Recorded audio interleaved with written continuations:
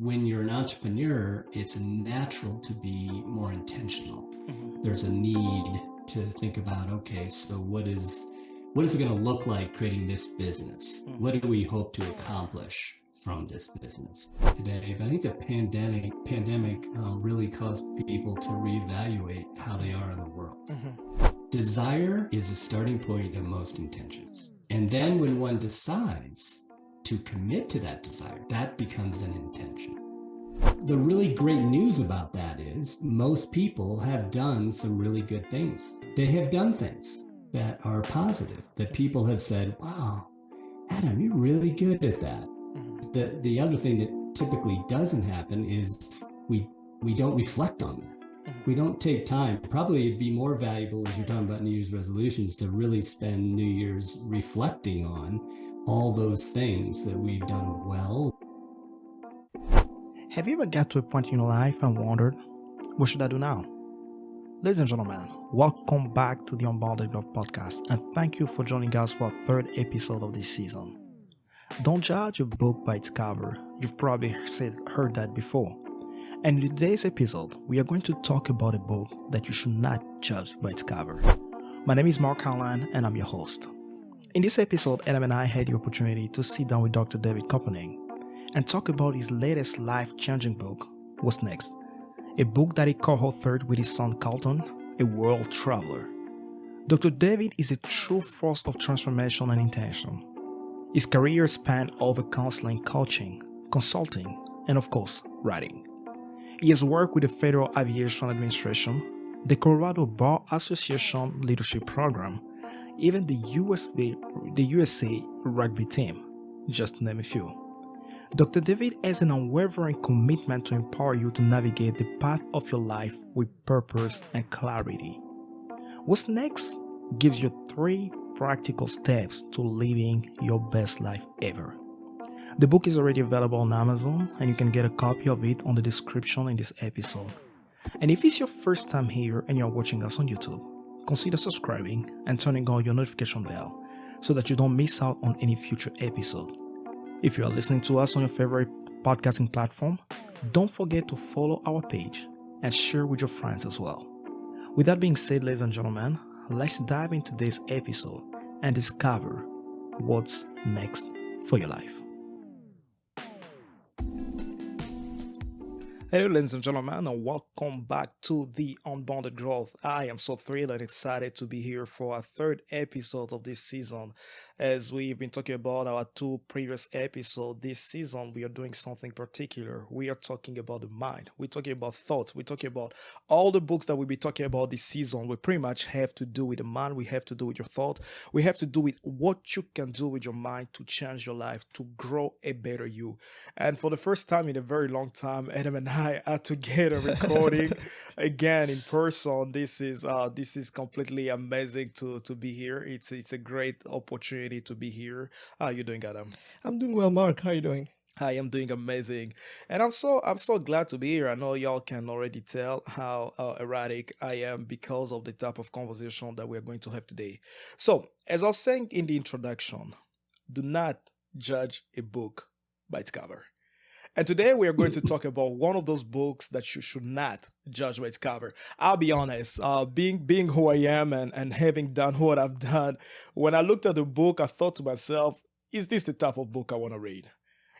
But I had to get back to me and say again, I will not sit here and judge a book by its cover.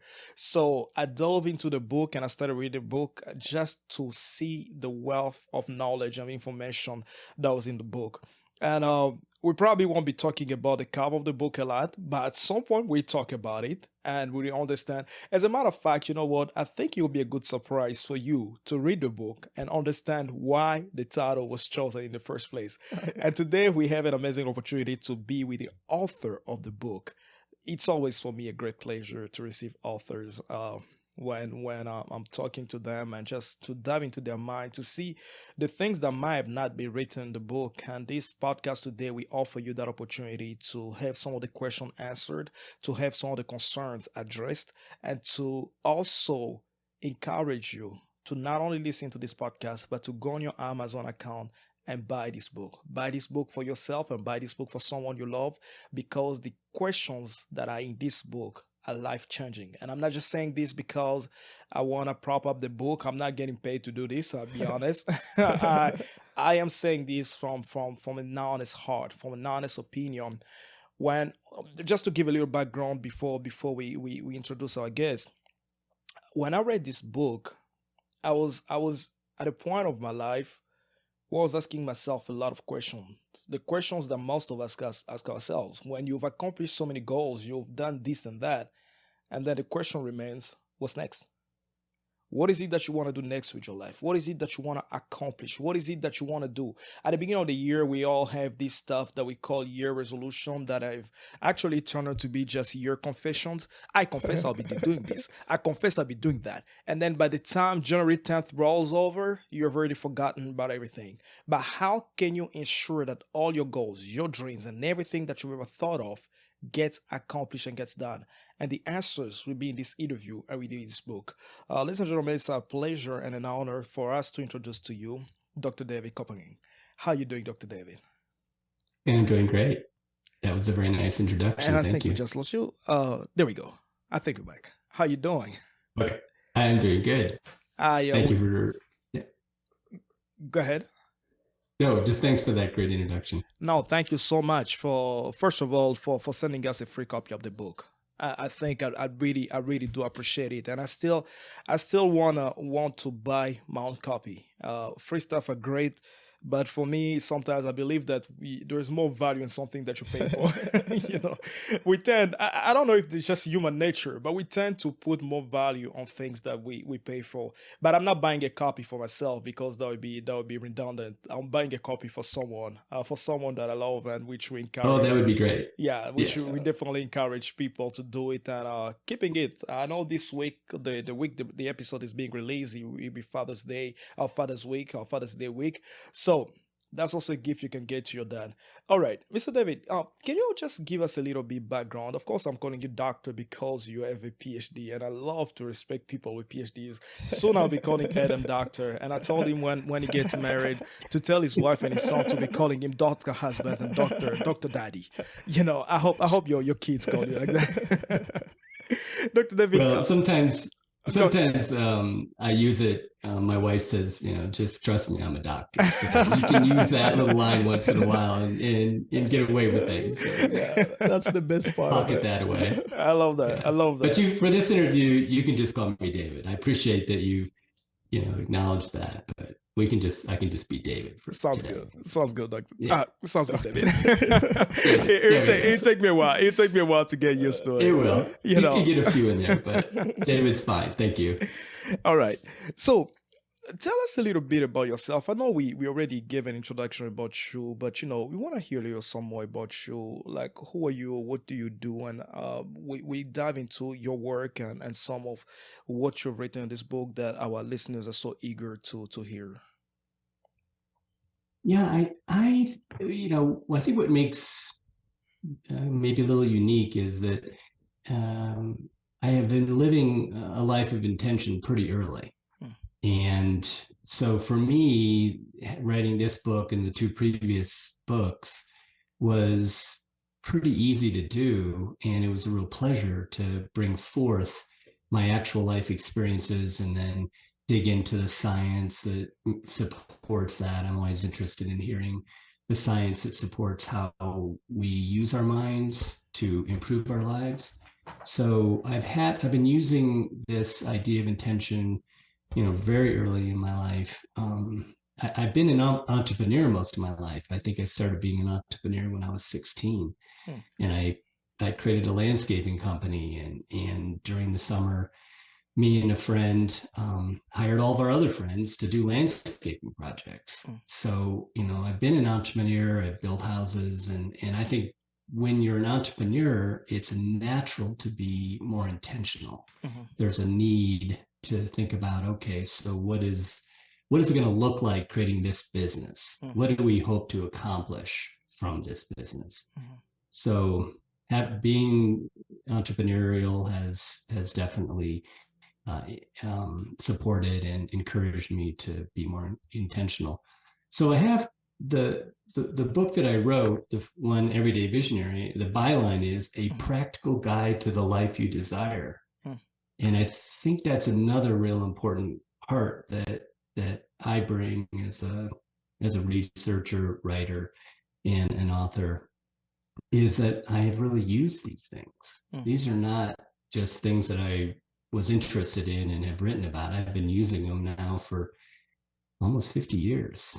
And it's influenced so many parts of my life that we will have an opportunity to talk about. And I do want to just make sure that you indicate that I'm co-author of this book with my son. Yes, absolutely. We talk about that a little bit, David. I'm saying, it will take me a minute. Bear with me. Yeah, Adam probably won't give you that much slack, but I certainly will. So, thank you. I appreciate it. You mentioned that you started your entrepreneurship journey when you were 16. Was that something you intended to do, or did it just happen? Yeah, and back then I wasn't aware of the concept of intention, and it really, I think you maybe you're going to ask a question later, when did this all start? But for me, I don't think I really recognized that I had been using intention until I was in my early 20s. And I can talk a little bit about that now. We can hold off and talk about it a little later. We save that for later. I know we do have a lot of it. So the two first things that I want us to talk about is you've written books. So Everyday Visionary, thinking about how to design the best life ever. But why did you wait so long to write this book? And how did the idea of the book itself come around? If you discovered that you've been using intention in your early 20s, why would you wait this long to just give us this treasure? Well, I think I've always been more practical oriented and really spent a lot of time doing counseling and coaching. And every time I was in that capacity, I was using intention. I did a lot of work with organizations, Federal Aviation Administration, and a number of different groups of that caliber, helping organizations develop a good, clear intention for their leadership team. So I was pretty practically involved in using intention as more of a coach and consultant. And it wasn't until I stopped wanting to have more of what I call a real-time presence. So meaning I actually have to get on an airplane and go someplace, or I have to go to an office to meet with people. I've really now, the last probably 10, 15 years, don't want to have to be anywhere necessarily, because I live in Colorado and I ski and I mountain bike and I golf and I fish, and those take a lot of time. And so I, sitting at my computer and doing research and writing, and in this case, writing a book with my son, really supports my lifestyle. Wow, that's amazing. So I guess it's a lifestyle choice to write a book. The kind of lifestyle everybody dreams of. Yeah. Now, yeah. Why intentions? You've just talked about how you've been using intentions your whole life, but there's another aspect that you've mentioned already, that you co-authored this book with your son, which is something we don't really see very often. Fathers co-authoring books with their son. Usually, I don't know if you've also noticed this, but fathers tend to have different ambitions from their sons. Like, I know Adam's dad is a colonel back in Congo. He's in the is a general. He's a general. Yeah, now he's a general in the army. And Adam wants nothing to do with military. Absolutely. My dad was a lawyer. I don't think I want to be a lawyer. What was it like co-authoring the book with your son, and why did you choose to do it with him? Well, he's the one that drove this project. I always wanted to combine the two books that I wrote, Everyday Visionary and The Field Guide for What's Next. The Field Guide for What's Next is more the practical process. And I always wanted to pull them together. And kind of to your previous point about writing a book, when I was going to do that, by the time I had just written all the information in Everyday Visionary, I just needed to get it published. So I had to wait a while before I was ready to do the second part. So So my son actually did the second part. So he did the field guide and had the experience of coming back from his world trip and saying, "Wow, all the things I wrote down in this book are really happened, and they were pretty significant things." And so he said, this is something that you did. I got a lot of value out of it. Why don't we rewrite it, bringing both our voices to the idea of conscious intention? And we have a really good relationship, and always have worked together really well on a lot of adventures, taken a lot of adventures and such. And so we started on this one to write this book together. That's amazing. Adam, you want to get the next one? Yeah. Absolutely. Now, so you wrote 2 other books, and and your son discovered that those books added a lot of value to his life, and he decided, okay, let's combine these 2 books. It's kind of funny. I also have a similar story with my dad. Actually, my dad wrote 8 books right now. And one of his books, I am rewriting it. I am putting it based on actually like today's, and we are arguing a lot about it because we don't agree on a lot of points. But that actually brings me to another point here, the actual title of the book. Just the same as my dad, we actually have, me and him, we have to actually agree on the title of what that book gonna look like. But why this specific title? What's so particular? Actually, it's a very particular title, but why this specific title for the book? Yeah. So we really want to capture an audience's attention. And that attention, Marc-Alain somewhat referred to it, is you are starting to have this little inkling of the idea of what's next.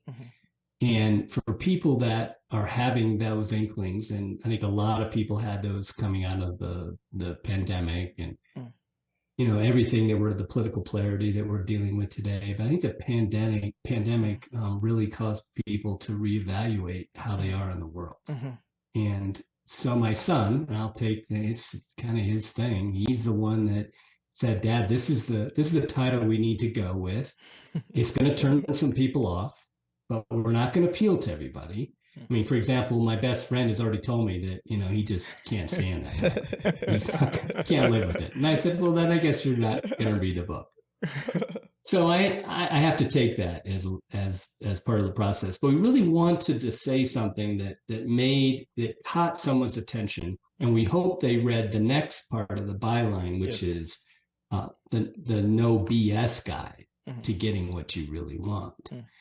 And so the combination of those 2 things we're hoping will appeal to the right person. And I guess now that we've used the F word, I see it so much being used in popular culture. Right.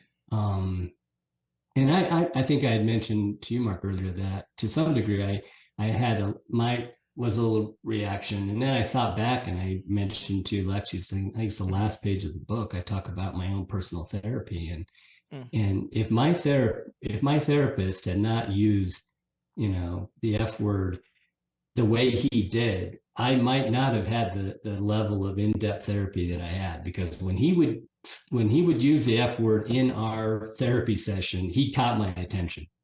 And I could have easily bypassed those moments in my therapy, and I didn't. So I see the value in it.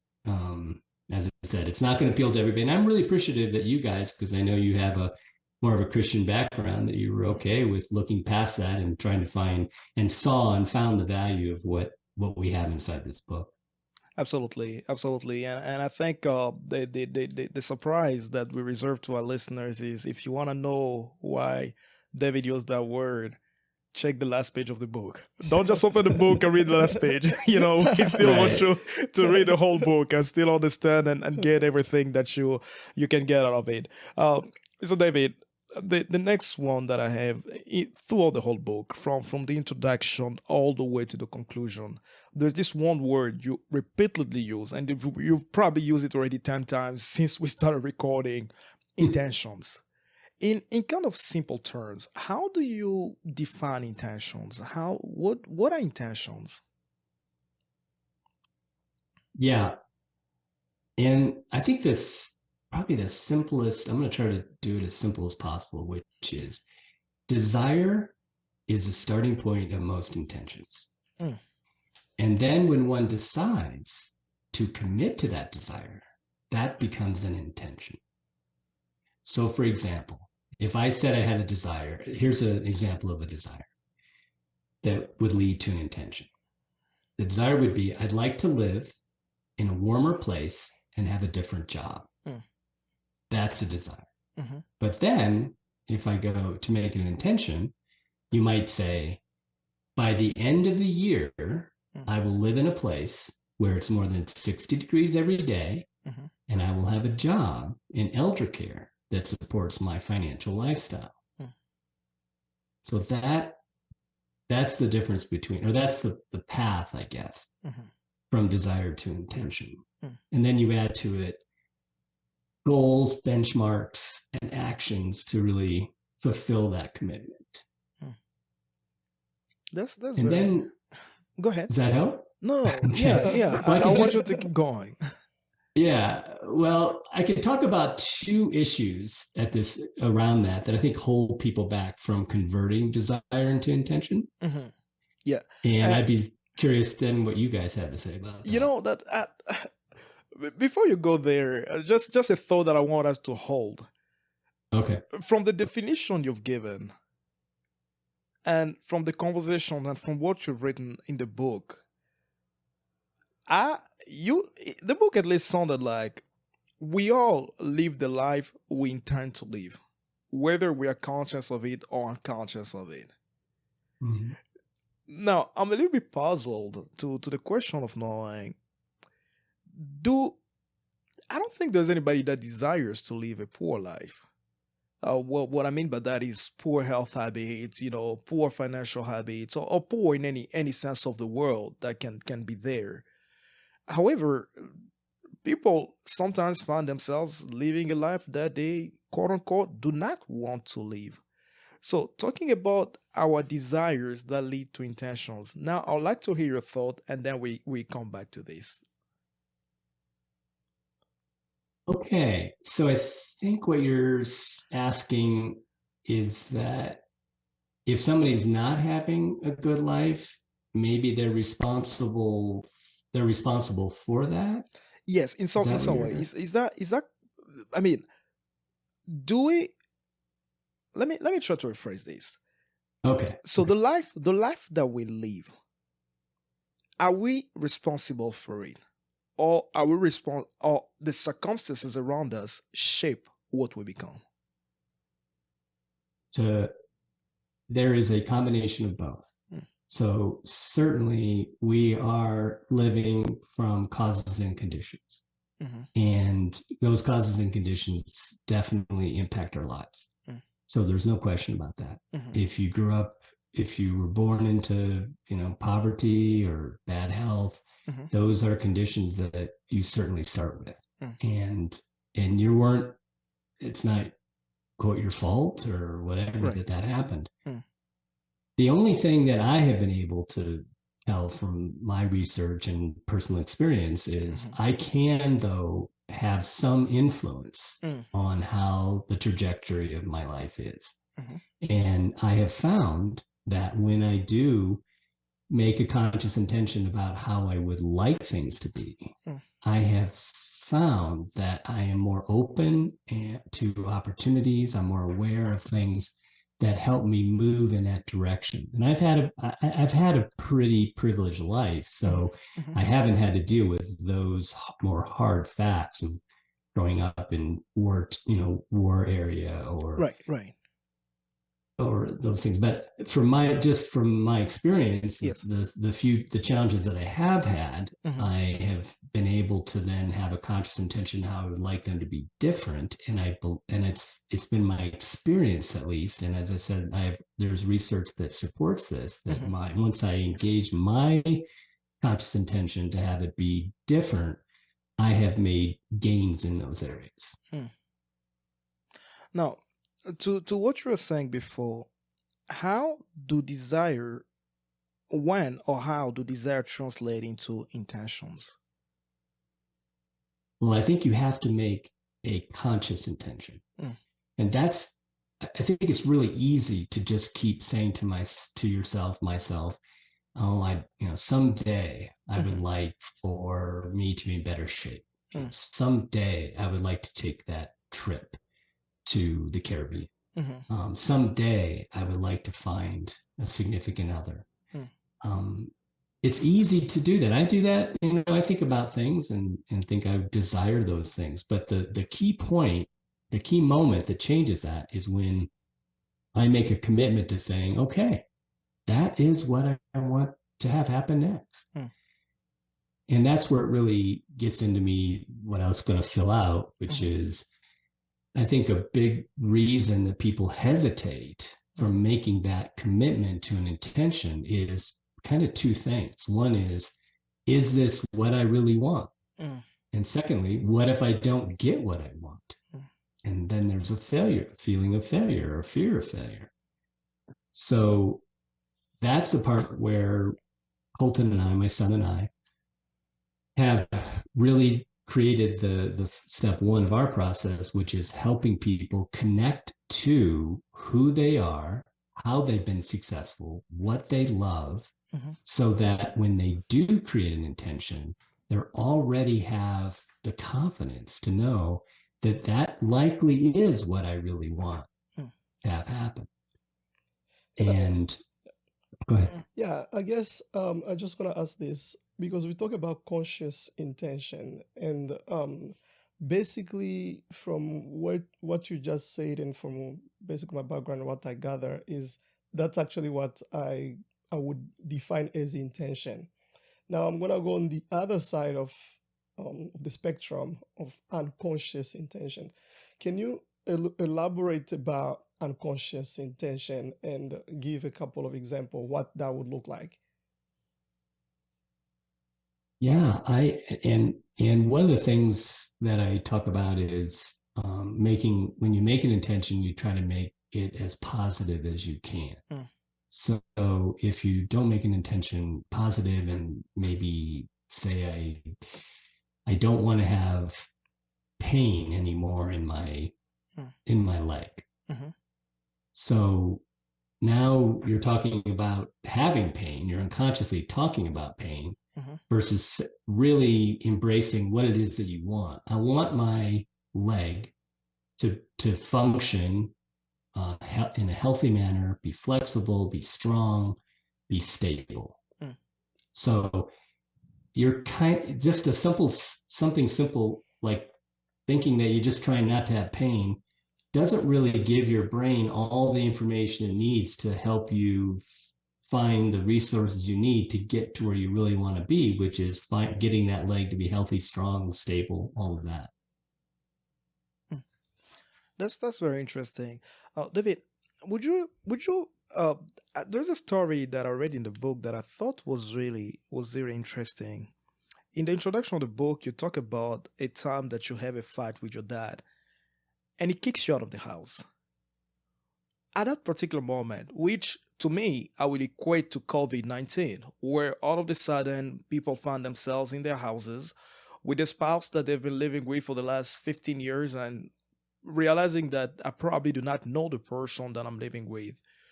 When you hit that rock bottom, what was going on in your mind? And for the people who are hitting that rock bottom, what can they do at that point so that they live the life they intend to live, not just the life they want to live? So if you talk a little bit about that story, I think that story is very, very interesting. And then also talk about people who hit that rock bottom. What is it that they can do? Yeah, at that point I was, 18 years old, and I just finished my first year of college, and I was really not, I hadn't really embraced the idea of intention. I didn't understand it. I believe, as I indicated a little bit, been an entrepreneur since I was 16. So Mm-hmm. I had some idea of what was happening, but that particular event really was a, very low time for me without having the resources to do anything. So to compare that to somebody who would be in that situation, wow, that's really a hard place. And I think the best thing that someone could do is try to find people that can support them and at least get them in a more stable situation, because I don't think I could even say, oh yeah, you pick up the book and you could take yourself out of that hole. That's a way optimistic view. So thank you for, juxtapositioning. When a person's in a very deep hole, the best they can do is find the best support they can to get back to at least a reasonable status quo. But once you reach that point where you're at it back to that status quo, I believe that, for example, our book with the 3-step process could certainly help. And this is a really important point, Mark, that we don't go and say that we want you to change your whole life. Our focus is start with one thing, one important thing you want to change in your life, what's next that you want to do. And we believe that if once you do that one thing and follow the steps to get there, you're going to have the confidence to do that more often, and hopefully have a little insulation, I guess, to if something does hit you again and put you rock bottom, that you might be able to remember, hey, I did this before. I created a what's next out of so that's what I would suggest. That's very interesting, Dr. David, that you talk about that. And I think that's one of the mistakes that a lot of people make. And I think we've made that mistake in the past, where we try to go after too many things, especially the New Year's resolutions that I like to call the New Year's confessions. We try to think, okay, this year I'm going to lose weight and I'm going to start a business, and I'm not saying that it's impossible to start all of that at the same time. The problem, and I think you allude to that in the book, is that you chase too many things, and you talked about it before, where you start having that fear. What if it doesn't work?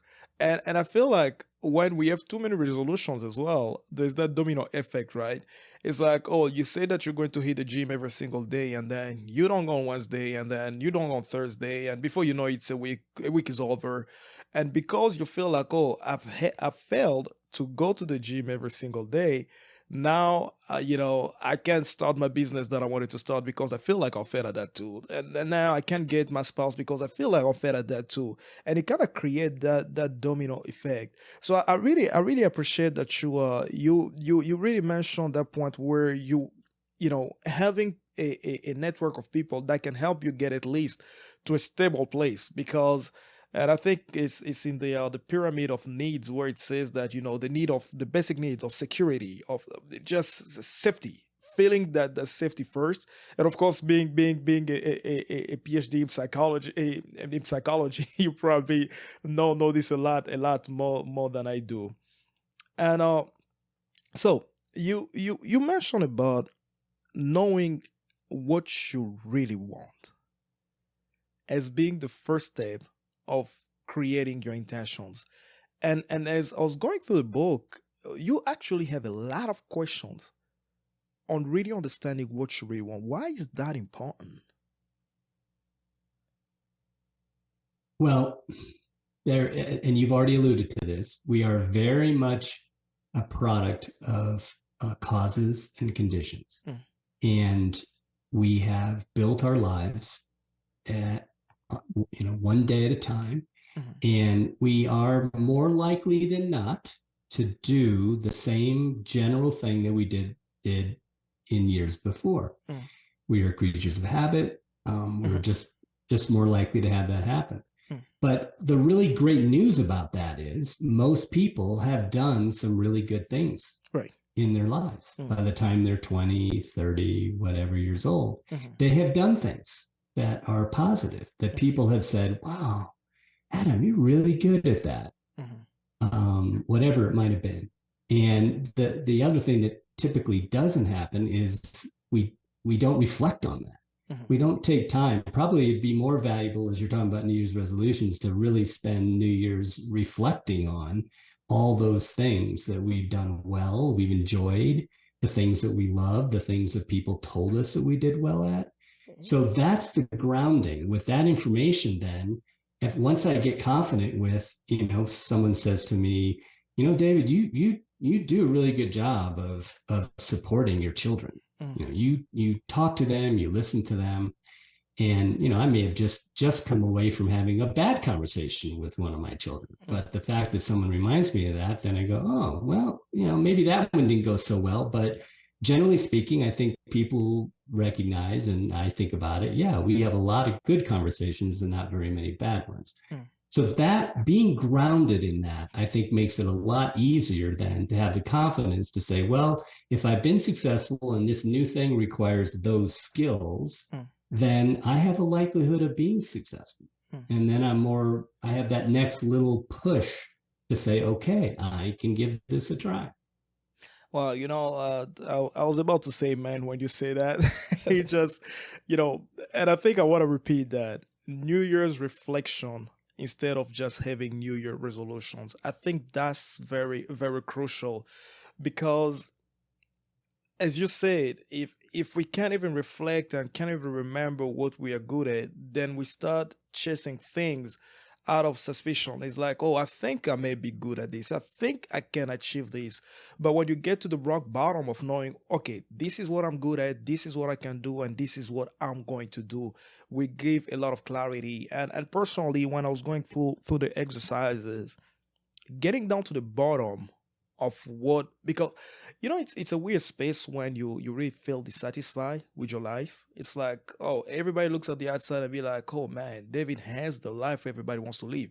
But when you look at your own life, you're like, man, I wish I had a different life. I wish I was doing something different. But at the same time, you still do not know what really bugs you, which is why I encourage people to buy the book and read the book, because those questions, personally, And I followed the instructions in the book where it says, don't answer the questions while you're driving. Don't answer the questions when you're running, when you're not calm. I really had to calm down. And I remember telling my wife, I was like, hey, I'm going to close the door to the office. I'm going to take a few minutes. I need to think about this. And as I started thinking about it, going to really the bottom of understanding what is it that I really want. And I think to your point and the point that you've made in the book, there is that satisfaction in knowing what exactly you want. And that brings so much joy. So you talk about this in the book. At 23, you have most probably today, if I tell someone I had a dream like that, they'll tell me, Marc-Alain, you're crazy. You had one of the boldest ambitions at the age of 23. Can you talk a little bit about that and what you intended, that intention particularly, and how you've got to a point of living that intention? Of course, the first thing that you've just mentioned in the book and which you've gone through in your life was understanding what you really wanted. So at 23, you discovered this is what I really wanted, and now you set the intentions. What was that journey and that process like? And I don't know if this is fair to do to you, but I really love that you did the process. You did the 22 questions, and I don't know if you would like to just share what was your experience, and then I'll answer that question for sure. But what was your experience of when you finished writing those questions? Can you share that? Yes, absolutely. And then I know we're going to talk about your, what you came up with as your intention, but I would be curious what that was like for you. Is that okay to? Yeah, absolutely. It's okay. And we try to be as honest as we can on this podcast. We try not to talk about books we haven't read, not to, to share experiences that we haven't read. I remember even Adam and I'll just open this parenthesis. We wanted to review a book on finance, and Adam was like, man, I'm still struggling in this area, and we are not comfortable reviewing this book right now. Although I had made some progress, I was like, now I don't think I'm ready to review the book either because I made so many bad decisions. Anyways, that's just to point out that how much we try to be as honest as we can on the podcast to help as many people as we can. So when I read the book, David, I'll be sincere. I was really going through a turmoil in my life, asking myself, did I pick the right career? Am I doing the right thing in my life? And if I'm not doing the right thing, what is it that I want to do? You know, there's always that question about your passion and the finance. You know, passions are great. They don't pay bills. That's the only caveat of passion. At least not all the time. I know some people do what they love and they still are able to afford the type of life that they want. And going through that experience took me to the very bottom of me. As I read the questions, I went deep inside to really understand what are the things that bring me joy? What are the things that bring me satisfaction? They may not necessarily bring me money, but they bring me satisfaction. And one of the things that I discovered personally was sitting here in an interview talking to you. And I can be here all night. Adam knows it. Yeah. Every time Adam and I meet, we can talk for 3-4 hours and we're still talking. And helping people discover their purpose, helping people reach all their goals, motivating people, giving people instruction, helping them to grow. And when I got to that, it made me realize that maybe I've been approaching life the wrong way. Maybe I've been thinking about so many things in terms of finances. Maybe I've been putting too many numbers on too many things. But at the end of the day, when everything is said and done, there's only few people that remember how much you had. And as a matter of fact, you leave it all. You don't take any with you. And getting to that very level, to that point, made me realize that maybe I need to change my priorities. Maybe I need to get to a point where I'm more honest with myself and start growing in the area where I need to grow and become better. And that's why I created that intention that we talk about, because I thought to myself, if I can only invest this amount of time every single day, at least 6 out of 7 days a week or 5 out of 7 days a week, within the next 10 years, and my goal in my mind is 10 years. I say within the next 10 years, if I'm consistent, then I can be an expert in this field. So that was my experience reading it and helping me just to get to a point of saying, this is what I'm trying to do. This is how I'm going to do it. And I'm going to take everything within my power to do it. Of course, there's still things that I cannot control, things that are outside of my control. That I can't stop hurricanes from coming. I cannot stop the rain from coming.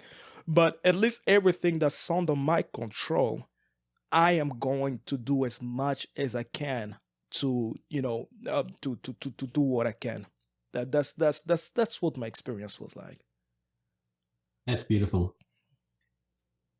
Yeah, to have taken the time to answer those questions and to get to that feeling I would be delighted if people got halfway to what you just explained.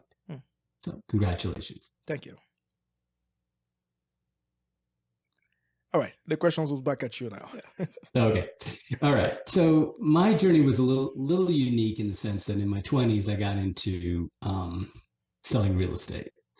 And back in those days, which would have been the early 70s, the real estate profession really attracted motivational speakers. People like Zig Ziglar, Napoleon Hill, and Tony Robbins, who's actually still around today. Yep. Yeah, and he's quite a powerhouse in that whole field of self-development and motivation. But their main focus at the time was how to sell more and make money.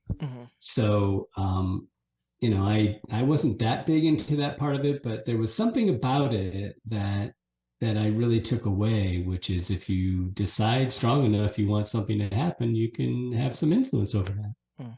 So I took from that, I made that intention at 23 to say, well, what I'd like to be is financially independent by the time I was 33. So I've said 10 years. I had a process of, I figured real estate was a good method to do that. And so I created an intention to have 60 rental units by the time I was 33. And based on the numbers at that time, I could live a very comfortable life on the income that I would generate from those. And so I made that intention. I wrote it down at 23. And by the time I was 26, it had 16 apartments, 16 rental units. Wow. And at that time, that was a decent accomplishment. And that was enough, kind of back to our original point, once you pick an intention and you have some success builds some confidence. And so I picked two other intentions. One was I was living in Akron, Ohio, and wanted to live someplace that was had a larger outdoor experience and more sunshine. Akron doesn't have a lot of sun. Still doesn't today, but so I wanted to move out west is where I was going to live, and I wanted to have a significant relationship, a long-term relationship. And so I added those two intentions to the mix. And within a very short period of time, I decided to move to Colorado, and actually the woman that I've been married to for 43 years now came with me, and I had a significant relationship that's lasted a really long time. So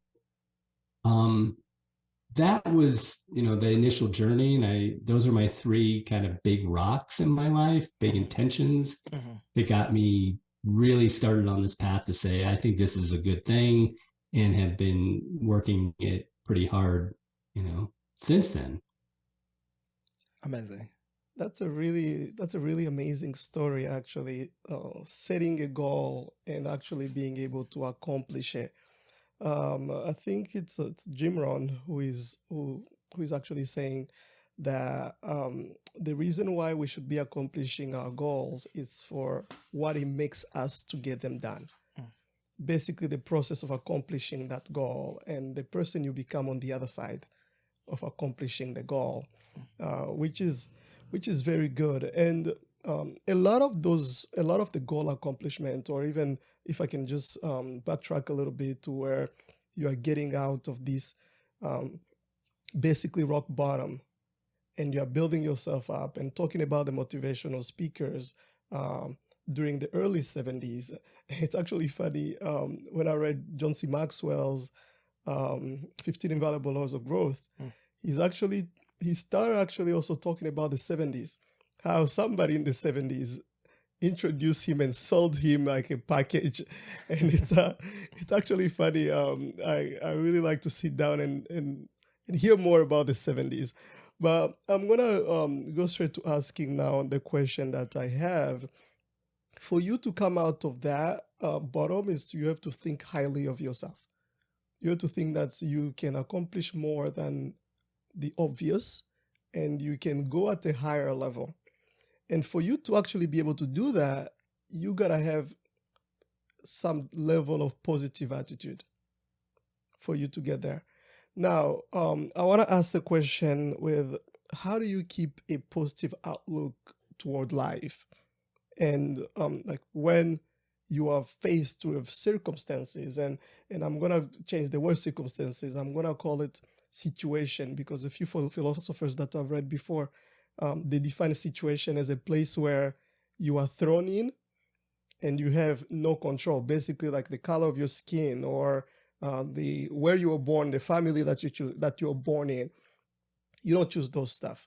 But how do you maintain a positive attitude when all of that is just, it looks like, or it feels like it's coming at you and you don't have any control? Yeah. Well, you said the right word, which is control. And I definitely have a lot of desire to have control over the things that I want to have happen in my life. I can relate. And, yeah. And sometimes people go, "Oh, David, you really do want to have a lot of control here." Yeah. So I also try to be open as possible to other people's control, and try to come to a collaborative next step. That's a good one.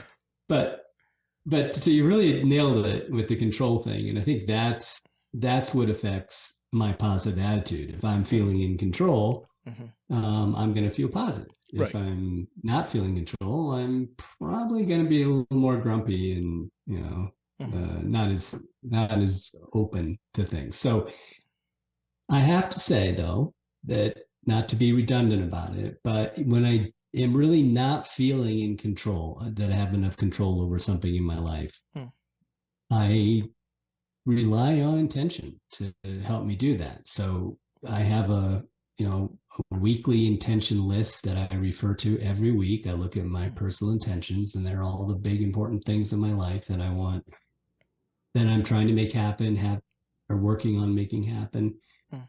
So when I'm not feeling in control, I go to that space of what do I want? What do I really want to have happen here? And either I create one or I tweak one that I may already have.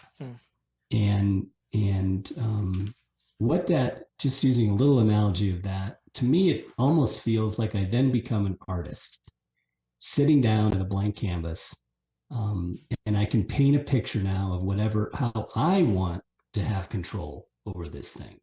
So even though the world is operating and doing all the things that it's going to do, all the events are going to happen, I'm in this place now. I can draw that picture. And in my case, I'm not an artist.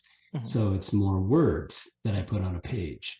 And once I've written that down, I then sit back and can step back from that. And then once again, I feel that confidence because I know it's worked before to start moving on that trajectory towards more what I do want. And that's a very good point. Something that you just said, like right now, that it worked before. And it worked before, and it's likely gonna work again. That's a very good point, because I believe that I was teaching, because this past semester in the spring, I was teaching a class on introduction to engineering. And I love teaching that class particularly because you get to be at the very first minutes when the students, maybe their parents throw them into engineering, or they're just there because it pays more, or they are there because ever since they were a kid, they're so excited that they want to be an astronaut at NASA, basically. So you get to be there at that moment. And the question actually came up on basically like on moving forward. And I found myself talking about these victories, having a package of victories that every time you're faced with a new challenge, you look at the victories that you have already accomplished, and that's kind of just give you a leg up to the next thing that you're gonna try to accomplish. But I'm also a scientist. And for the longest time, actually, I kept on arguing with my social science friends. So I'm an exact science type of person. Do physics, I do biology directly. I do a lot of engineering. That's mostly like my area of expertise. Now into neuroscience, because I'm also doing my research, and most of my work is in neuroscience. And one of the questions that I tend to ask, and to a lot of guests actually, that we tend to have, and anybody who understands science and also is doing great things in real life, is to go back now to the actual science of things and try to relate these things like basic, like I look back into my success, and that's give me a leg up to go forward. Or I listen to a motivational speaker, and that gave me started to accomplish something better in my life. Or just even the idea of conscious intention. All of those things, when you put them together. Now, my question is to know, is there any physiology behind it? Is there any part of the brain, something that is being fired, or some neurotransmitters that are being now passed around? Now, for that audience, because we do have the audience that actually is also very much interested. I personally listen to a podcast called Neuroscience Amateur Hours, where they talk about the neuroscience of pretty much everything. So now I'm kind of curious to know, and based on your expertise as well, what would be some of the things that that are driving these things, and how could, I mean, if we all have those things, why are we not all accessing them and using them the same way? Yeah, that's a great question. And I'm not probably the one to talk about the neuroscience of what's happening actually at the brain level. Most of the work that I refer to is more in the psychology and sociology. And as you are aware of, and in that case, usually it's a matter of getting subjects and running some sort of an experiment and then seeing what the result of that does. So for example, in 2002 in the British Health Journal, they talk about a study where they had people, they were trying to improve the amount of exercise that they did. And the process was that they had 3 different experimental groups, and the first group, I think, just read a magazine or something, and the second group were told all the benefits of exercise. And the third group was told the article with all the benefits of exercise, but were also asked to pick a date, time, and place that they were actually going to exercise. And then they had the groups go forth and do that process. And at the end of the time, they're measuring the amount of exercise that they do. And they were able to determine that the people that added what they call an implementation intention, which is putting a date, time, and place, they did more exercise. And you could repeat that experiment over and over, and that's the result you would get. So to answer your question, what is the brain, how does the brain... physiological part. Right. I don't have that answer, just that I could say at least psychology tries to do that, to say, does this particular implementation intention help people do things better? And to your question, why don't people do that then? Why don't people, when they create an intention, also create a date, time, and place? For example, that's one of the feedback that I was going to give you, Mark, about your intention, is that I thought you could throw in a few more dates in there as to when you wanted some things to happen. And the science, the psychological science supports that. How the brain does that, that's a different kettle of fish. And sounds like, Adam, you're going to get more into that, which is great. And I do read that stuff, so I do read it, but I'm not as good at kind of putting that part of it together. I agree. I also read that stuff, and I watch a lot of it. It still doesn't make sense to me, I'll be honest. I just know it happens, and I like to stay on the psychological side of it. Actually, as well. To be fair, most people actually don't know. It's still a lot of those stuff. There are still stuff that are a lot of theory. It's like, okay, we think it happens, but maybe it's happening, but okay, we don't have enough measurable quantities. That's things that we can directly measure that it's causing. And that's actually where my research tends to be aspects of neuroscience, and that aspect is like, we just don't know. It's happening, but where is it? Right. How to specifically identify exactly what's firing in the brain to make that happen. Psychology is definitely trying to do good science to validate certain processes that can improve people's quality of life, and certainly that's one of the implementation intentions that we've baked into our process. And Dr. David, you just mentioned something. I think you alluded to it in answering this question, and I think you're talking to me too, as to why people, where's the bridge between intending and doing, right?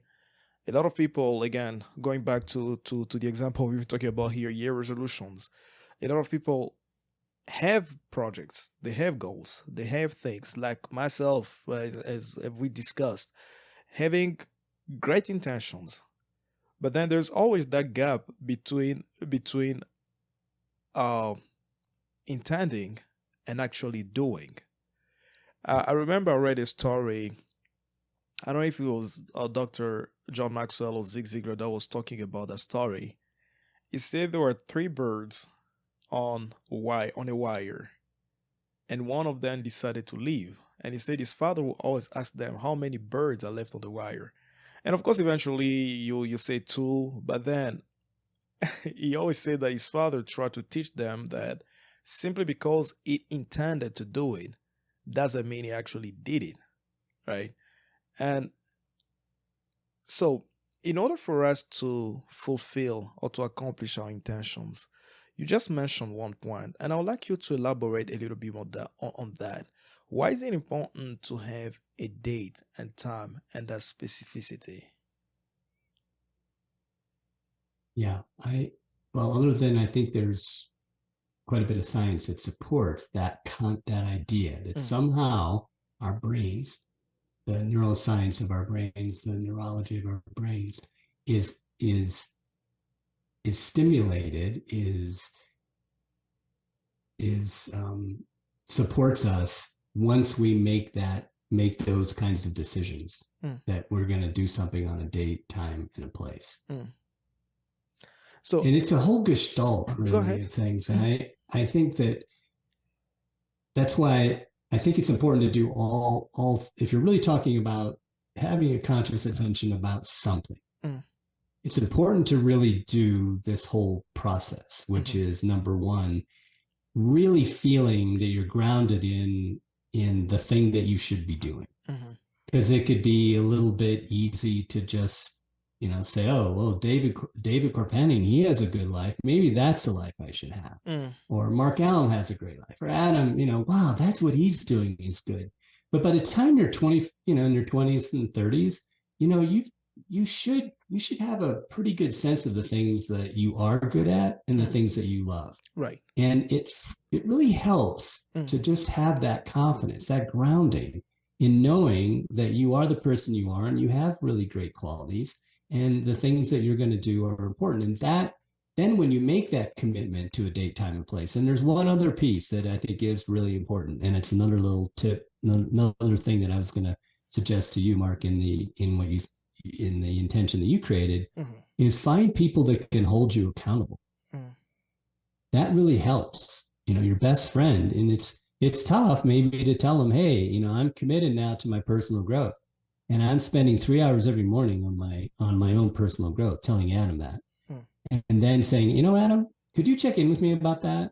And then a week goes by, and I'm checking, hey, how's that going, Mark?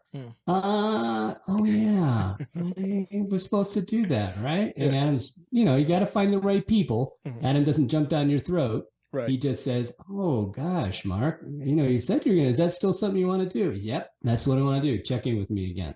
So I think those 3 legs of the stool, and you put those together, that's what helps people then really have a good shot of, as you've asked, doing something to make their what's next happen. Amazing. And I think you mentioned a lot about this. So I'd like us to take a minute to talk about this. So my intention, the intention that we discussed, one of the few that I put together to do in the next 10 years, I intend to wake up every day at 4:30 in the morning and spend 3 hours undistracted and focused on my personal development. That was the first question. That's my intention. So the second question in the book asks, what have I done about it? To be honest, the first thing I just did, I set the alarm to go off every day at 4:30. But so far, I've just been waking up and turning it off, then go back to sleep, which I hope at some point I can get better at that. The second thing that I've been trying to do is to get away from my phone alarm and just use a regular alarm so that when I wake up, I'm not scrolling through my phone and I'm not distracted by anything of that nature. So the third question was, what should happen in the next 30 to 60 days? The first thing I realized that the reason why I cannot wake up that early is because I can't sleep, or I do not sleep early. So my goal is to go to bed, to be in bed by latest 10:30 every day. Well, to be asleep by latest 10:30, which I intend to do by going to bed by latest 10 p.m. So if I'm in bed by 10 p.m. latest, and ideally be there by 9:30, but if I'm in bed by 10 p.m. latest, I can have that extra 30 minutes just in case I'm not able to sleep, at least just to relax and rest. The fourth question was, who can help me with this? Of course, my wife Plamedi, she keeps me accountable. Just not sure if she will convince me enough, but she's the person I'm the most accountable to. She can help me shut off, because I think that's one of the biggest problems. I do not know how to shut off. I stay on my computer too long. I read a book too long. I'm on my phone too long. And if I can just get someone at least to remind me, hey, it's 10 p.m., it's time to start shutting off. The second person, of course, that I'm most accountable to is my brother Zeph, that we had on the podcast last week. He helps me to keep me accountable with things like my calendar, and I share with him a lot of my intentions. The only caveat is that he doesn't live with us here. He's back in Congo, and the communication gap and the timing and everything sometimes can get very complicated. And of course, Adam, I enlist Adam, but Adam is too busy. This dude is way too busy than he needs to. All right. The fifth question was, I would like to make, by when do I like to make this intention to be a reality? I would like to make it a reality by June 30th for this year. By June 30th, I should be able to be waking up at least 5 days out of 7 at 4:30 in the morning. My schedule should readjust to allow me waking up early. And that is, sleeping early, but also waking up early. Now, the sixth question was, what are actions that I'm going to be taking? The first thing that I said is I'm going to be going to bed every day at a consistent time, which is still a problem. Some days I sleep at 2, some days I sleep at 10. No, not really 10. It's in between midnight and 2. I can't remember the last time I slept before midnight. That has been a very long time. The other thing that I wanted was to start working early in the morning, because I realized that when I wake up late and I'm rushing to get to work and all that, I'm not fully focused. But if I wake up early, I'm fully focused. By the time for work rolls in, I'm fully engaged into work, rather than just, trying to beat traffic. Well, I don't have a lot of traffic. It's pretty much from my bedroom to the office. I work from home. So, trying to get a cup of tea and all that before I get working. The third thing that I think is going to help me as well about the actions is to start eating my dinner early, because I tend to eat late, and then my stomach's too big and I can't breathe properly because I've eaten maybe a little more than I should have, and I stay longer, and that's the problem. So the obstacles that I'm facing is that the first one is, sometimes on Fridays, Saturdays, I have some MC engagement that do not tend to end early. And what I'll do when obstacles like that arise is to not have 2 days in a row of that, but also make sure that I have at least 6 hours of uninterrupted sleep. And then if I miss a day, as I said, I'm going to make sure that I do not miss a second day. So that's my intention on my personal growth and development. Now, back at you, David. So just quickly, how confident do you feel that you can make your intention happen right at this point? I think at this point, to be honest, maybe around 80% confident. That's high. So that's great. It's a lot. It's amazing. Yeah. So the couple things that I would suggest that you consider is you talk about 3 hours of undistracted focused on my personal development. That's a big category. Okay. And maybe consider so when you are in those 3 hours, at least to begin with, maybe list what that what those things are. For example, does that mean you're gonna, exercise for your personal development? Are you gonna, read during that time? You're gonna meditate. So I think having some structure during that time, because you're the kind of person that's brain is going to quickly find ways to fill that time, and you want it to be focused on the kind of personal development that you're interested in. So I would say make that a little more clear. Okay. And I would I assume that you have put this time in do you use an electronic calendar? Oh, yes, I do. Okay. So you've put this 3-hour block from Absolutely. 4:30 or from 5 to 8 o'clock or something? It's block on my calendar. Yeah. Okay. And maybe, just throwing this out, that's an ambitious plan. Yeah. Do you think maybe starting with maybe every other day or something might be a way to be, less sabotaging yourself from actually being able to make something like that happen? So maybe, dial it back a bit to maybe every other day or every third day. And but once it's in there, you've made the commitment that during those 3 hours you're going to work on these things specifically. And again, you should revisit this once, every week and decide, now I need to add this, or maybe I don't need to work on that. And on the actions, I would be, when you say go to bed at a consistent time every day, again, I would be very clear about that. So I would say go to bed at 10 p.m. I would say instead of start working early in the morning, I'd say be at my desk working at 5:30 a.m.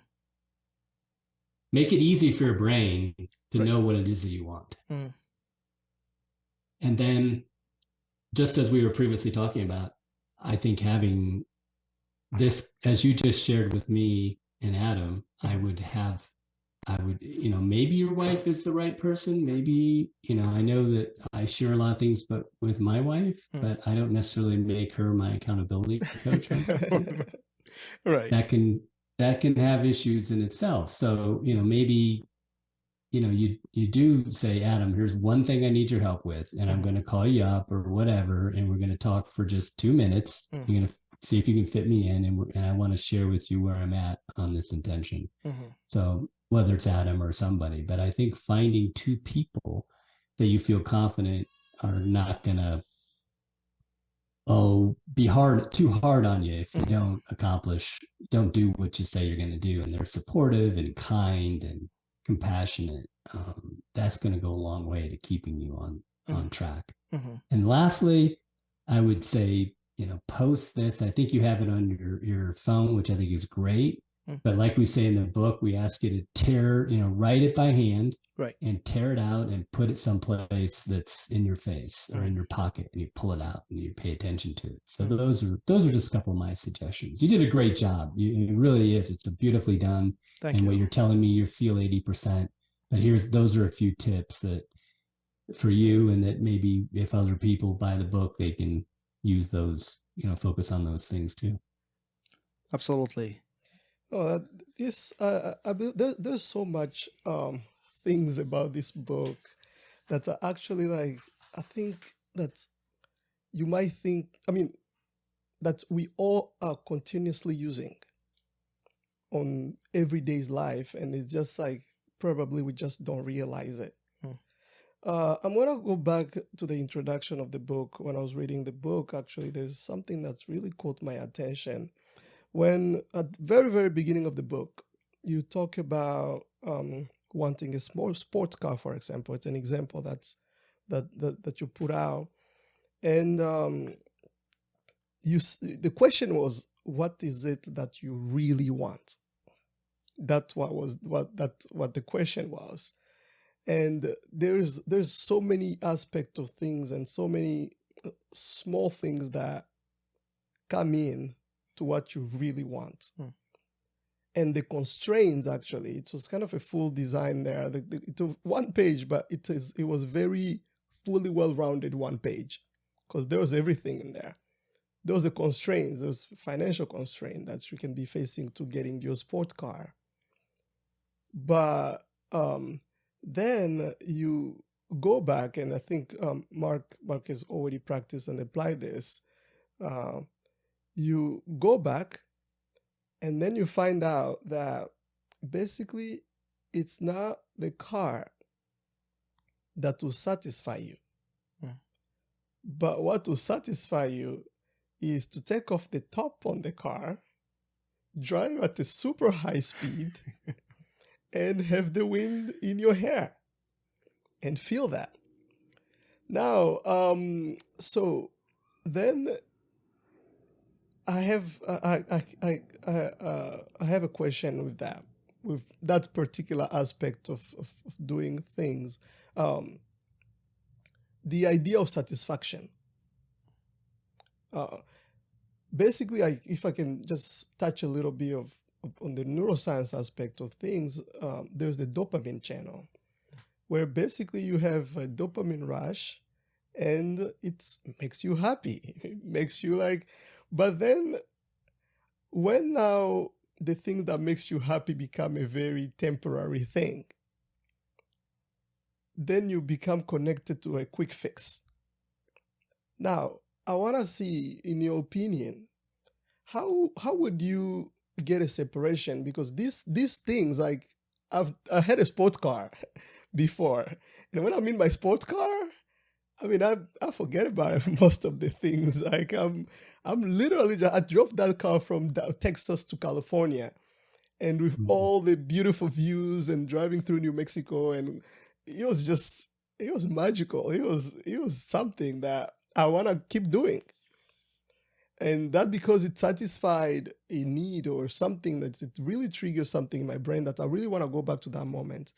Now, how would that not hurt me at a certain point of my life where, okay, now I can't afford it and I'm stuck with renting cars all the time because it's giving me that dopamine, and that's thing that making me happy. Like what would be a good balance, if I can ask the question in that aspect?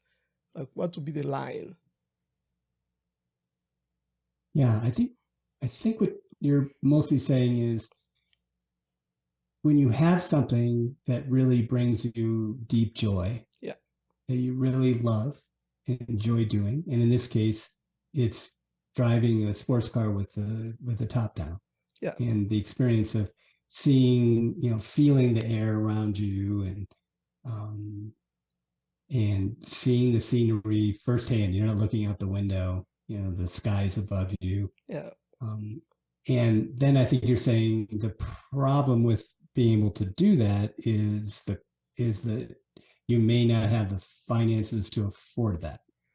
Yeah, is that the juxtaposition? Yes, so it might become an addiction. The problem is like, how do you separate now that, okay, I'm being intentional about something with I am now addicted to being intentional about that thing.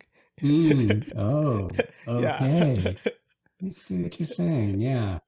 Addicted to, and you create an unconscious intention, it turns into an addiction. Now what do you do? Yes. Okay. Well, that's not a field that I spent much time in psychology, addiction.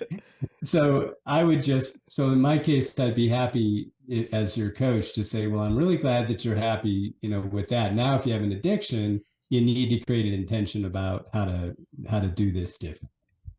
So if it means you're doing it too much, you really think you're doing it too much, then maybe you need to create an intention about having more balance in your life. So you're spending too much time in your sports car driving around with the wind in your hair and on the wheel and enjoying it. So now you need to create a new intention about, okay, I need to reevaluate my life because I'm probably spending too much time there, and I need to create a new positive intention to how I'm going to live my life.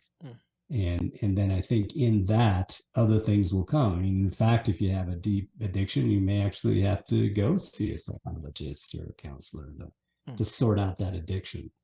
I don't know. Does that help to answer that? That's a very good that's a very good point. It's just like, I think you also talk about again in the book, the idea of not being stagnant.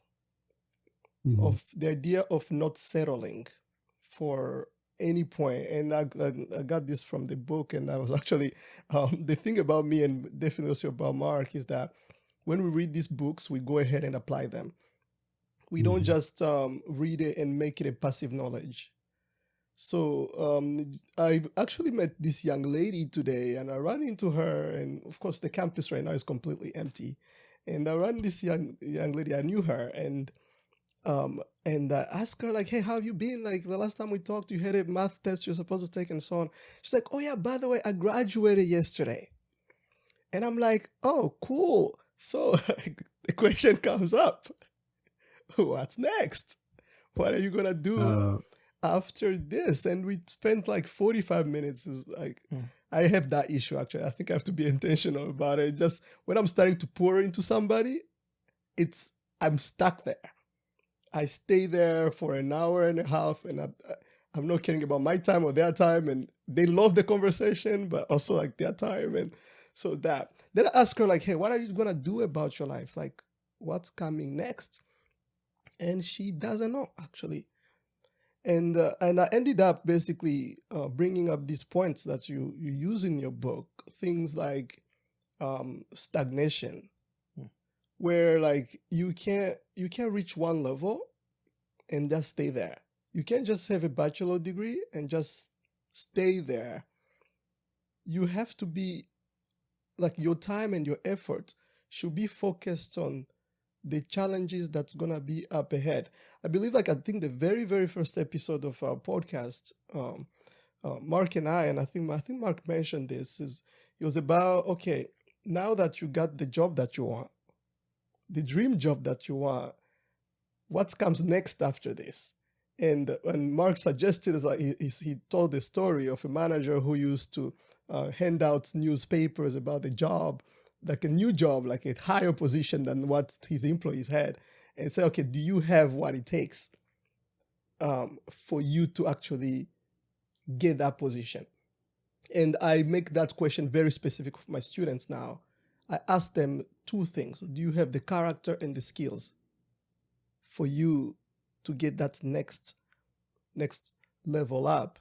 So now I'm gonna ask the question on that aspect, on the idea of stagnation.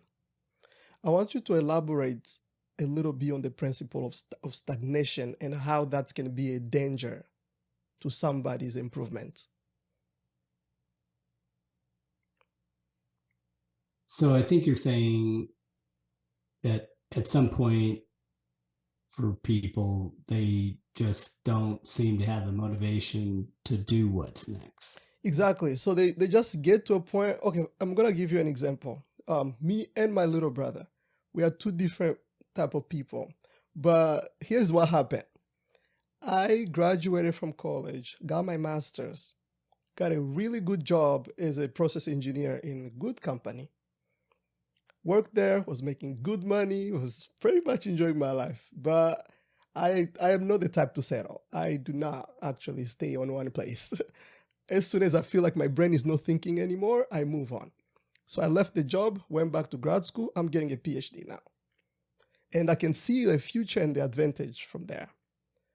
I have a younger brother. My younger brother got his degree in law, graduated top lawyer in his entire school, got a job that is, it's kind of an average job. Though, they're giving him money and so on.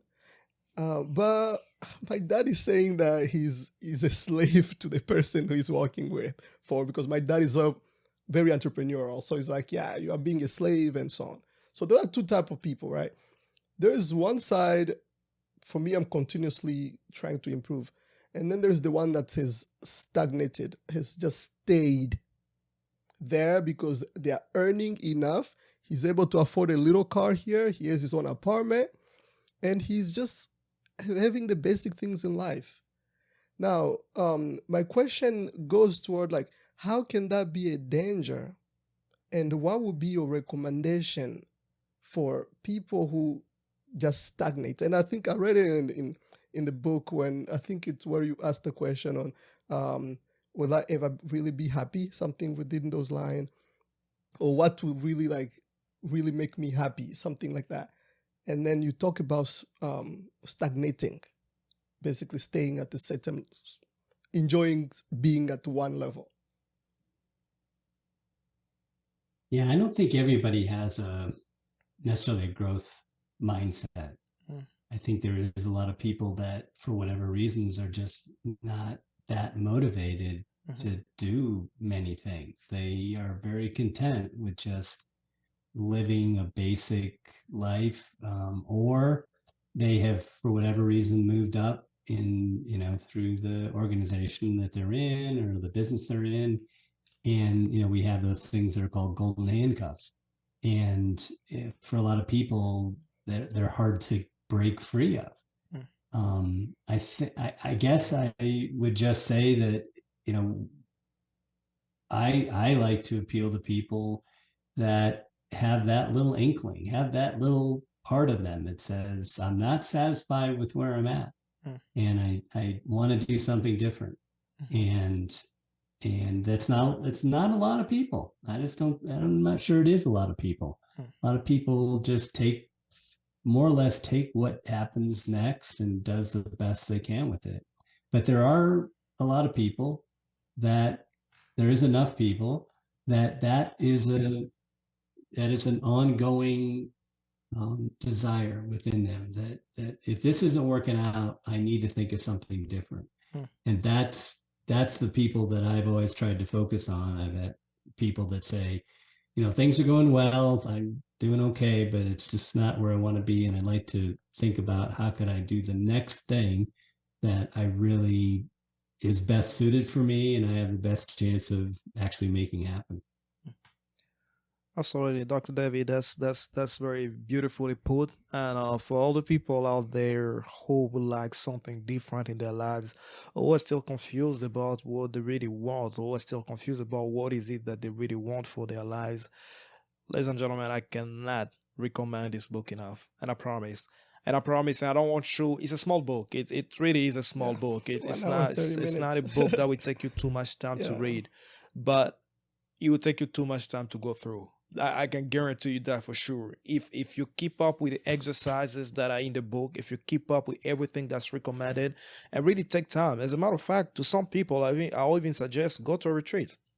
Take time away from your regular everything, the stuff that you see every day. I mean, I'm talking about your phone, I'm talking about your TV, I'm talking about the disposition of your bedroom or maybe your car, the smell of everything that you know. Step away from that and just go to a place where you really want to discover what is next for your life and what is the thing that you really want to do in this life. I don't think there's anything more sad than getting to the end of their life and thinking to yourself, man, I wish I'd lived a different life. I wish I'd done this and that. I don't care if I get to the end of my life and, and into the eyes of the world is like, man, he had so much potential and he hasn't accomplished anything. But in my own eyes and in the eyes of God, of course, I'm looking at myself and being like, man, this is the life I've always wanted, and that's the type of satisfaction I want to leave this world with. That's the type of satisfaction I want to end my life with, and discovering what is next for your life and what you really, really want is a great step toward that. Dr. David, we're going to finish up with these few questions here. Where can people find more about you, and where can people find your book? Okay, it is on Amazon, so we have a hardback, paperback, and now we have an Audible version, so you can get all three on Amazon. Great. And we've tried to adapt the Audible because it is a workbook. We've tried to adapt the Audible such that a person, if they have a journal, they'll need a journal, something to write in, but they can still do the process. And we also have a website, The F is Next, thefisnext.com. And they can buy it. They can be directed to the book from there. And we hope to have more and more resources available at that site. Amazing. And what if people want to reach out to you personally to have a consulting? Where can they do that? If they want to consult with you, they're thinking to themselves, man, Marc had David and had this one-time life opportunity to have his goals reviewed, but I have no idea. I have nobody that can do it with me. Can you get me to David? Well, how can they do that? Yeah. And by the way, you did a really great job of selling that concept, that encouraging people to really take the opportunity to take the time. That's what it takes. Take a little bit of time. And we've tried to design a process that takes the least amount of someone's time and gives them the biggest bang for their buck. Absolutely. But yes, on the website, we have a spot where you can actually reach out to us. Awesome. That's perfect. And I'll finish up with these few questions here. The first one, other than the 3 books that you've written, what are 3 other books that you could recommend? Well, that's really a great question. First of all, I read a lot of books, and I enjoy a whole genre of books. I for recreation, I typically read sci-fi. Wow. And but I would say for me, 3 books have stood out that I refer to quite a bit. One is by Thoreau. It's called Walden. Walden. Okay. And that really helped me kind of set my life intention on living a reasonably simple life, but at the same time being in nature a lot, and obviously being very attentive to nature and allowing nature to flow through my veins as much as possible. Another book that kind of fits in that same genre is Annie Dillard's book, Pilgrim at Tinker Creek. And she's a similar type author. Just absolutely connects me to being in nature at the micro level up to the macro level. And then one that's a little off the wall, it's by Gary Zukav, and it's motorcycle Zen and the Art of Motorcycle Maintenance. I've always had a motorcycle since I was 20 years old. I still have one today. And I ride that motorcycle. My wife rides on the back quite a bit. That's nice. Yeah. I love that. It's a very philosophical book, but it's also very practical and grounded in the same kind of, Thoreau, Annie Dillard way. That's great. That's great. Now, the second question, surprise, that we have for you is, if you could change anything in the world, what would that be? There's really no question. I don't want to be redundant, but I just wish that our leaders would use much more conscious intention and collaborative dialogue. Wow, that's great. Collaborative dialogue. Yeah, I love that. Yeah, that's important. I love that. Especially politics. We don't hear much of that, do we? Collaborative dialogue. Yeah. But that's kind of another passion of mine is facilitating dialogue. I've done quite a bit of that, and I just see the power of that. And if we could get it at a higher level, it would be awesome. Absolutely. That's amazing.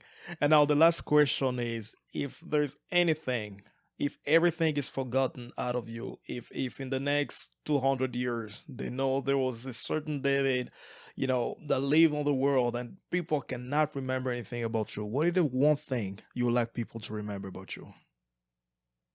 Okay. So I would ask them to put an hour in their calendar this week to determine what one of their most important things they want to have happen in their life. Wow. And during that 1 hour, create an intention of what they'd like to have happen, and commit to that. Put 1 hour in their calendar and create an intention, and start on the process towards that. That's amazing. Ladies and gentlemen, there you have it. That's all David wants you to remember. Put it now on your calendar and figure out exactly what is it that you want for your life.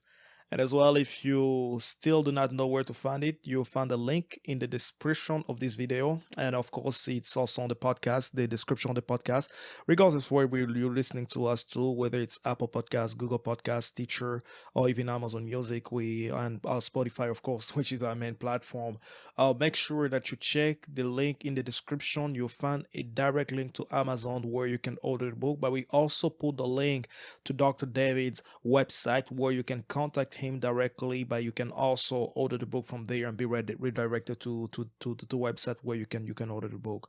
With that we'll be finishing. Again, we'll be meeting next Tuesday as always, and we're here this season. As I mentioned at the beginning, we are talking about the mind. talking about the thought. That's why we have Dr. David here to explain and to understand what the power of intentions. You just cannot live your life like a potato. You need to be intentional about the type of life that you're living. One man say that if you do not have the type of life that you're living, that you want, then you are living somebody else's life. If you don't have goals, you will fall into someone else's goals. If you don't have a dream, you will live into someone else's dream. So make sure you have your goals, you have your dream, and there's nothing wrong with being satisfied and content with where you are.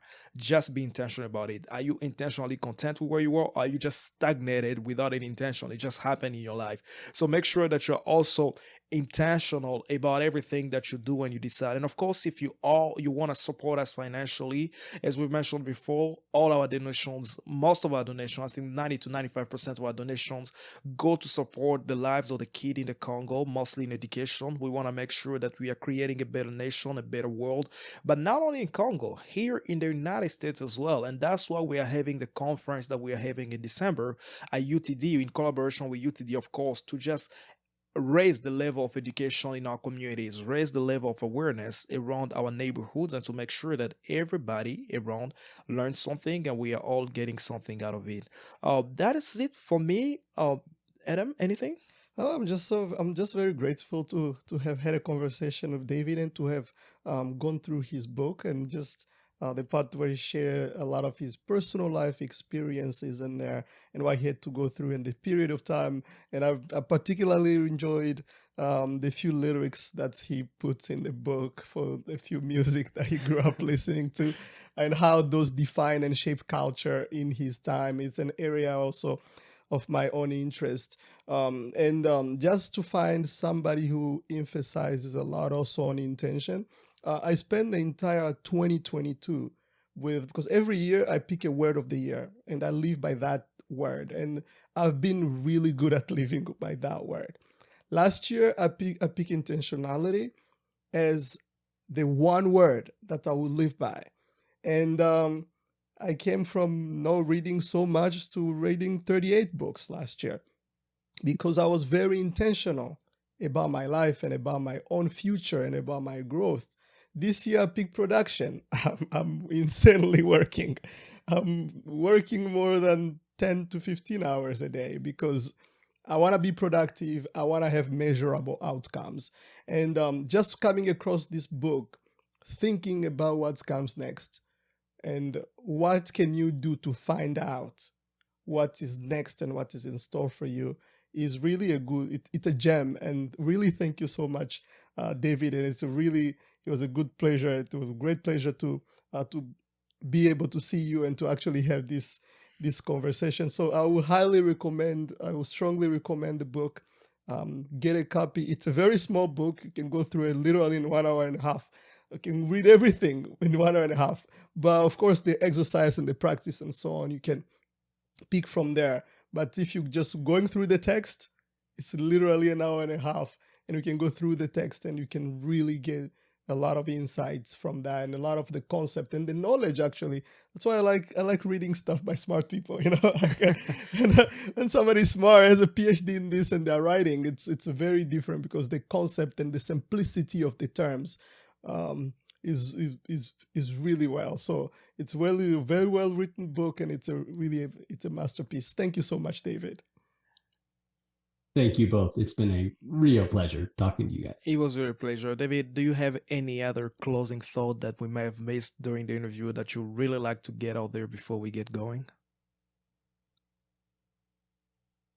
Well, the only thing I would say is that really connect to the fact that you've been intentional in your life and it's paid off to where you are today, and you just need an opportunity, as we've kind of come up with this new idea of at least by the end of the year, to do that inventory of that person that you are, and to connect with those nuggets, and then leverage those into the very best next thing that you'd like to do. That is beautifully said, David.